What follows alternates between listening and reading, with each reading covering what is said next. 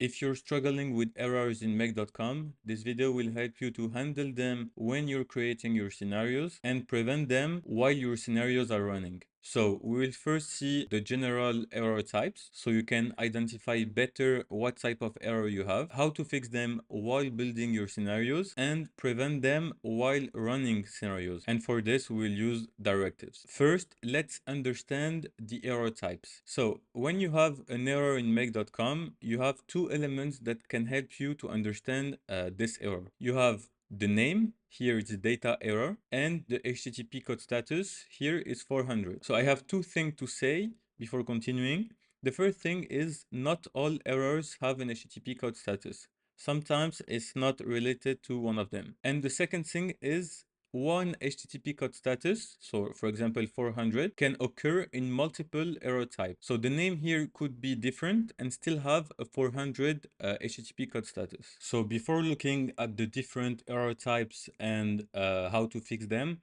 we'll first see all the HTTP code status and what they mean. Here, as you can see, you have 300 something code status, 400, 500. I will not go to these codes one by one, and I don't think you can find all of them in Make, but this is basically all the HTTP code status. And if you have one in your error, you can see here to what is it related. So the first type of error is account validation. So this is when it's related to account credential or access permissions. Most likely you will have a 401 unauthorized HTTP code status or a 403 forbidden. So for the first one, the use case is when you attempt to access a service with a credential that are expired or invalid. So you have to recreate a new API key and re-authenticate with it on Make. And the 403 is when you're trying to access a resource without the sufficient permission. So sometimes you have, when you have an API key, you can select if you have read, write, edit, read and write, edit, etc., etc. So you have either to change your permission on your current API key or create a new one with new permission access. Then we have bundle validation. So this is when you have an invalid or missing data in bundles. For example, you can have the 400 badge request. This is when, for example, you have a data structure and you try to add some element into it. For example, you have an ID and a password. And when you want to normalize this data in this format and you're missing, for example, the ID or the password. So you can have this type of error. You have also the 404 not found. So this is when you're trying to retrieve a record, for example, in Airtable, that doesn't exist. So you have to make sure what you're trying to retrieve is available in the database or in the file. Then you have connection error. So this is when Make fails to connect with an external service. You can have the 502 bad gateway. So this is when an API is temporarily unavailable due to the third party issue most of the time. So the only thing you can do here is either send an email to the third party or wait until it's fixed. You have 503. So this is basically the same idea when something is on maintenance or overload. And 504 gateway timeout. The external service takes too long to respond, causing a timeout.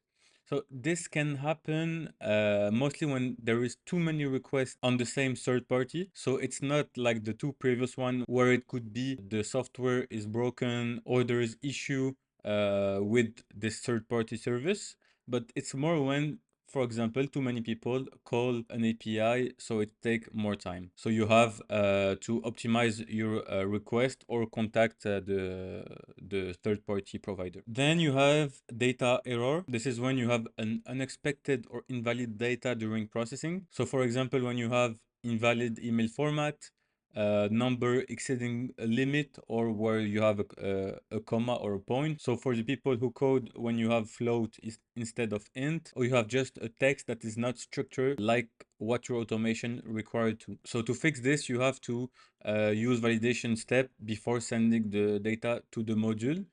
and if possible, have a module that will format your data and make sure it's valid. Then you have data size limit exceeded. So this is when the data size exceeds the allowable limit. For example, when you upload a file on Google Drive and it's too large, so you have to compress it or to split it here or find a way to make it smaller. Then you have duplicate data. So this is when you have a database. It could be PostgreSQL, MySQL, a table, or even a CRM, and you have an ID for each row. And the thing is, if you're trying to duplicate data in this table and two elements have the same ID, it will cause this error because you can only have one element for one ID. So here you have to add a module. It's the same way to fix the previous thing. It's to add a module before to make sure all the IDs are different, or to make sure if it's similar, you suppress this line and don't add it to the database. Then you have incomplete data. This is when you're missing some necessary data for a successful processing. So for example, you're trying to, when you trigger an automation, you want to send an email, but you don't provide the email of the receiver, you will have this type of error. So you have to make sure all the mandatory field with the small star is ticked before running the scenario. Then you have inconsistency error. So this is when a data structure doesn't match the expectations. Most of the time you won't have this error. You will have, I think, yeah, you will have more this one. I never seen the inconsistency error, but it could happen. So this is the same idea. This is when you're trying to retrieve data as a specific format, but when you retrieve it, you're missing values. For example, let's say I want to retrieve data via an API, a weather API, and I want to retrieve the city and the temperature. After this get method, I want to add it to a data structure that is name of the city and temperature. And when you call this API, the output is only one element. For example, only the temperature, and you don't have the city name, you can have this type of issue. So you have to make sure in the API documentation that the output is similar than your data structure. Then you have max file size exceeded. So this one is pretty similar to this one, and you will most likely have this one. So this is when you want to process a file larger than the module allow. For example, for Gmail, the attachment limit is 25 megabyte. So this is the same fix. You have to make sure it is either compressed or splitted, or find a way to make it smaller. You have module timeout error. So this is when a module takes too long to execute. When you have a data set that is too large, it can cause the module to timeout. So you have to make sure your query, so what are you looking for in the database, is smaller, so there is less iteration and you don't have this type of error. Then you have operation limit exceeded. This is when you exceeded the number of operation allowed in a scenario run. So to fix this, you have two options. Either you reduce the number of operation, or you upgrade your make.com plan. You have rate limit. This is when you send too many requests to an external service in a short period. So for this error, you can have the 429 HTTP status code. So this is when you overload a specific module. Here in the example, it could be HubSpot, but I had this with generative AI. When your prompt is too complex, too dense, it's better to split it in multiple prompts. But in general, to fix this, the best way to do it is to add a sleep module around like 5 to 15 seconds, depending on the time of execution of this module. But for example, if it's to generate a video, that could take a lot of time, so you can add 30 seconds. I don't know, you have to test it to see what is working. And finally, you have runtime error. This is caused by unexpected condition during a scenario execution. For example, when an API endpoint crashes or returns invalid data unexpectedly. This is more a general thing, so you have to review each element, see what is not working, see what is the input, the output of each module, to see if it what you have expected. and retry to see if it's working. Now you know how to handle errors that are occurring while building the scenario. But now we'll see how to prevent error when you're running a scenario. For example, if you're running an automation, a complex one, and there is an error somewhere, it will stop completely the automation. So you want to make sure nothing happens when you're running your scenario. So introduction to directives. What are directives? This is with what you will be able to manage how scenario behave during execution. You can use them to manage the flow of execution, override default behavior, and ensure data consistency.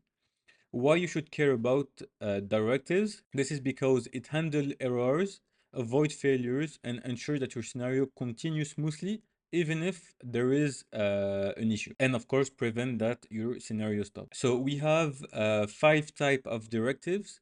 We have commits. This allows you to commit the data processing when part of the scenario fails or doesn't process as expected. You want to use this to ensure that the data already processed in the previous steps before the error could come is saved. So you want to make sure to not lose data. For example, if you're updating a CRM and you want to send an email or here send a Slack message and it fails, you want to make sure the CRM is still updated. You add a commit here. So even if the next step failed, the previous step is still active. Next, you have ignore. This lets you ignore specific errors and continue the flow of the scenario. So you want to use this when an error in a scenario is not critical. For example, if you're scrapping data from multiple sources and one of them fails, you want to make sure all of the other data are still processed and not completely stop the automation because one source is down. A small disclaimer here, while ignoring errors might seem easy because you can put it everywhere, it can lead to missed critical issues. So the thing is, if you overuse it, sometimes you will use it for critical error that you don't want to skip and stop the automation or find another way to pass it. So you don't want to use ignore everywhere. You want to use it really for specific use cases when you're sure this is not a problem if the step failed. Then you have break. So it breaks the execution of the current iteration, but not for every bundle. So for example, let's say you scrap a lot of data as multiple bundles or you retrieve it via an API and you use an iterator to apply a process for each bundle. If, for example, a bundle is incomplete or the data structure is not good, you don't want to completely stop the process for every bundle. You want just to skip this one. This is when you use a break. Then you have rollback. So you use this when you want to roll back any action made during the current execution, undoing change to prevent inconsistent data states. So this is, for example, again, when you have a lot of data in bundles and you want, as the example says, add it to a CRM or a database, but the bundle don't match the data type of your database or your CRM.